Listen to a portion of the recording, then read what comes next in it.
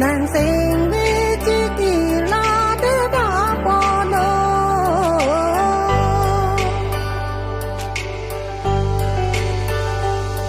cả trong họ linh cảm khi không phải tăng lỡ nàng sinh về chỉ kỳ là để đã bỏ lỡ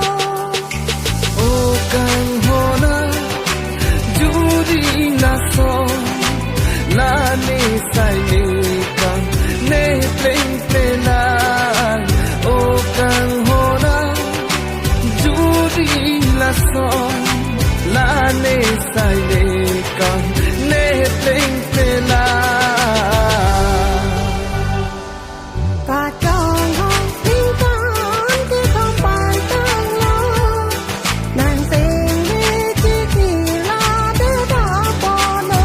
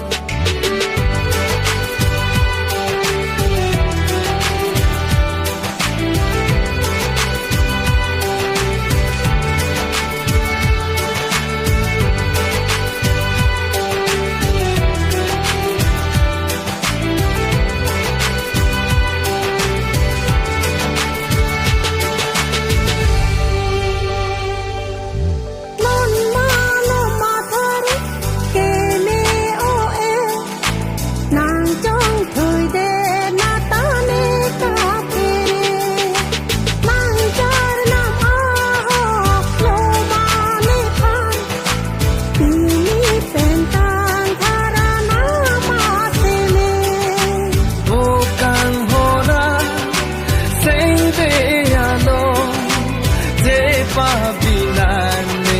bonga nang pran pasang mandi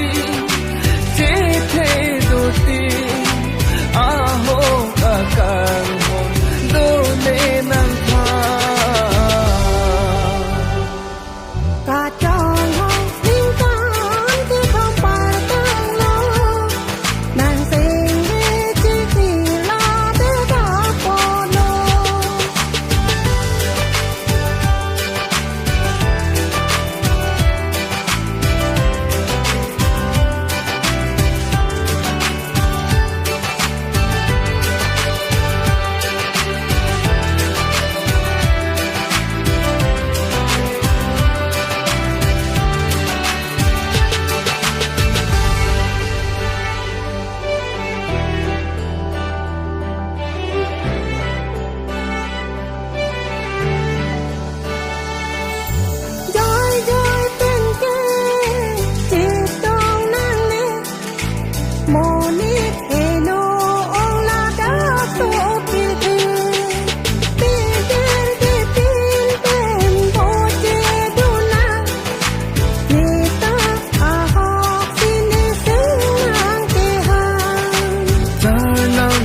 don salute kan ho